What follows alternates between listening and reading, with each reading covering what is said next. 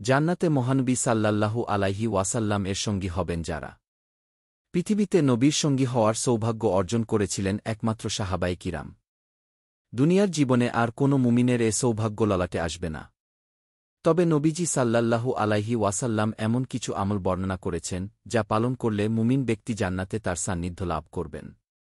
যার কয়েকটি হল: বেশি বেশি সিজদা করা। রাবিয়াহ ইবনে কাব রাদিয়াল্লাহু আনহু বলেন, আমি রাসূলুল্লাহ সাল্লাল্লাহু আলাইহি ওয়াসাল্লাম এর সঙ্গে রাত যাপন করতাম। একদা আমি তার অজু ও ইস্তেঞ্জা করার জন্য পানি আনলাম। তখন তিনি আমাকে বললেন, তোমার কিছু চাওয়ার থাকলে চাইতে পারো। তখন আমি জিজ্ঞেস করলাম, হে আল্লাহর রাসূল, আমি আপনার সঙ্গে জান্নাতে থাকতে চাই। রাসূলুল্লাহ সাল্লাল্লাহু আলাইহি ওয়াসাল্লাম বলেন, ওটা ছাড়া আর কিছু চাও কি? আমি বললাম, এটাই চাই। রাসূলুল্লাহ সাল্লাল্লাহু আলাইহি ওয়াসাল্লাম বললেন, তাহলে বেশি বেশি সিজদার দ্বারা তুমি এই ব্যাপারে আমাকে সাহায্য করো। মুসলিম হাদিস 489। এতিমের অভিভাবকত্ব গ্রহণ করা। সাহাল বিন সাদ রাদিয়াল্লাহু আনহু বলেন, রাসূলুল্লাহ সাল্লাল্লাহু আলাইহি ওয়াসাল্লাম বলেছেন, আমি ও এতিম প্রতিপালনকারী জান্নাতে এভাবে থাকব। তিনি তর্জনী ও মধ্যমা অঙ্গুলি দিয়ে ইঙ্গিত করেন এবং এই দুটির মধ্যে তিনি সামান্য ফাঁক রাখেন। বুখারী হাদিস 5304। কন্যাসন্তান লালন করা। আনাস ইবনে মালেক রাদিয়াল্লাহু আনহু বর্ণনা করেন, একদিন রাসূল সাল্লাল্লাহু আলাইহি ওয়াসাল্লাম বলেন, যে ব্যক্তি দুটি কন্যাসন্তানের ভরণপোষণ করবে আমি এবং সে এভাবে জান্নাতে থাকব। মধ্যমা ও শাহাদাত আঙুল যেমন পাশাপাশি থাকে। তিরমিজি হাদিস 1914।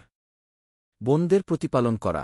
আনাস ইবনে মালেক রাদিয়াল্লাহু আনহু বর্ণনা করেন, একবার রাসূল সাল্লাল্লাহু আলাইহি ওয়াসাল্লাম মধ্যমা ও শাহাদাত অঙ্গুলির দিকে ইশারা করে বলেন, যে ব্যক্তি 2 কন্যা বা 2 বোনের ভরণপোষণ করবে কিংবা 3 কন্যা বা 3 বোনের ভরণপোষণ করবে, যতক্ষণ না তাদের বিয়ে হবে কিংবা সে মৃত্যুবরণ করবে, আমি এবং সে জান্নাতে এভাবে পাশাপাশি থাকব।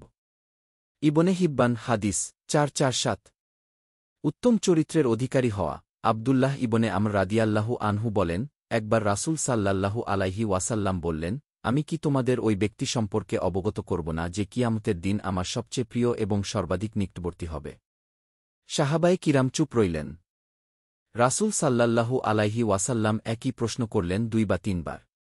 তখন তারা বললেন, ইয়া রাসূলাল্লাহ, অবশ্যই বলুন। তিনি বললেন, সে হল ওই ব্যক্তি যার চরিত্র সবচেয়ে সুন্দর। মুসনাদে আহমদ হাদিস 6735। নবীজির প্রতি ভালোবাসা। আনাস রাদিয়াল্লাহু আনহু থেকে বর্ণিত, এক ব্যক্তি নবী করিম সাল্লাল্লাহু আলাইহি ওয়াসাল্লামকে জিজ্ঞেস করল, কিয়ামত কখন হবে? তিনি বলেন, তুমি কিয়ামতের জন্য কি জোগাড় করেছ? সে বলল, কোনো কিছু জোগাড় করতে পারিনি, তবে আমি আল্লাহ ও তার রাসূলকে ভালোবাসি। তখন তিনি বলেন, তুমি তাদের সঙ্গেই থাকবে যাদের তুমি ভালোবাসো।